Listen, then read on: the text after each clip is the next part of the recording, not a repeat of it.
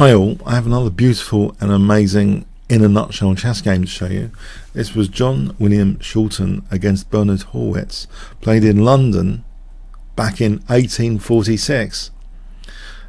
Bernhard Horwitz was actually, he was born in Neustrelitz in Germany. He went to school in Berlin.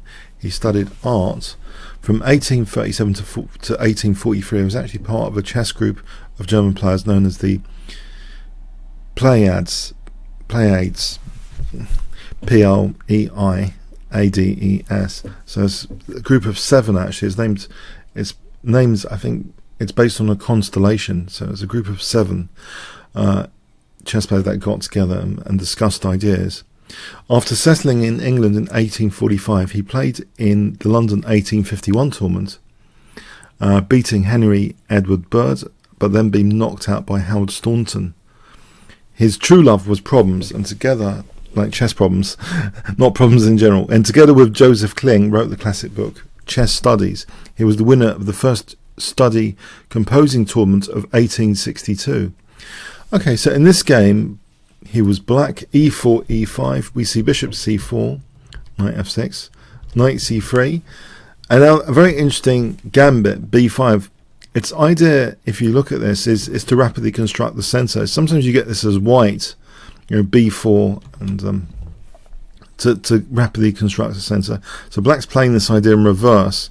So that key tempo gainer, c6 for d5. We have bishop c5 first, though, d3. Now c6, which also of course opens up the queen, which can help the bishop hit f2. Bishop drops back, and that facility is used here. Queen b6.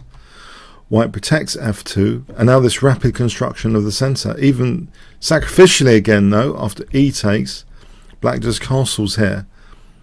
So with things like bishop g4, this looks like quite a dangerous gambit that black's playing. White should perhaps play just knight f3 here and allow black, well, black would probably do best to do this, to construct the center, but white's still better there technically. That's quite a price to pay, giving up the dark square bishop. But instead of playing knight f3, white played knight e4. This does have a downside to it, that after knight takes here, the queen can't leave because of f2, but having a pawn here, it's prone to undermining, which can help actually this rook potentially. But first, in this position, a good move was played. Can you see what black played in this position? If I give you 5 seconds starting from now.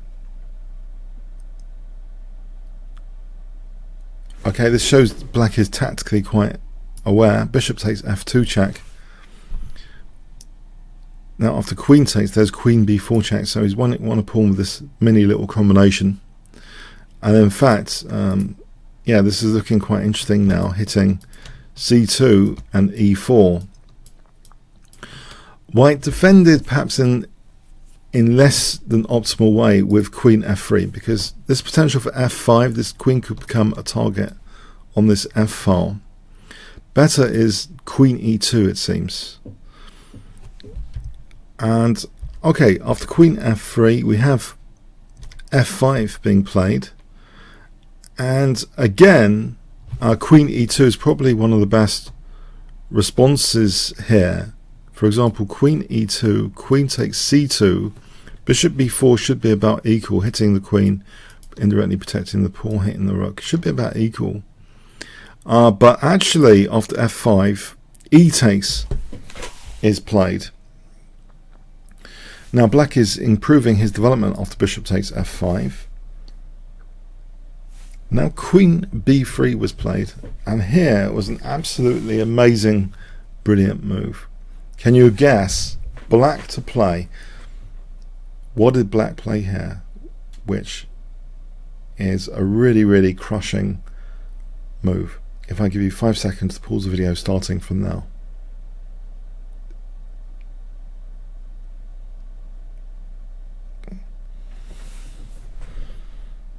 Okay. No, not queen takes b3. Queen F1 check. A really super clinical move, clinical forcing move, really limiting black's options. And what comes now, can you see? It's the power of the double check. It's really restricting the opponent's options, the double check. When there's two checks, black can't simply do this because there's the other check. It's really limiting options severely to actually just moving the king. This knight can't move because of that check. So the king has to move here to a very awkward spot, which allows rook f1, check, mate. So a really nice game there, finish from Horwitz. As I say, he's famous actually for his study composing. He was the winner of the first study composing tournament in 1862. So he has a great influence on chess in other aspects, but he played some really beautiful games as well as being a really good player for his time. Okay, I hope you enjoyed this. Comments, questions, likes appreciated. Thanks very much.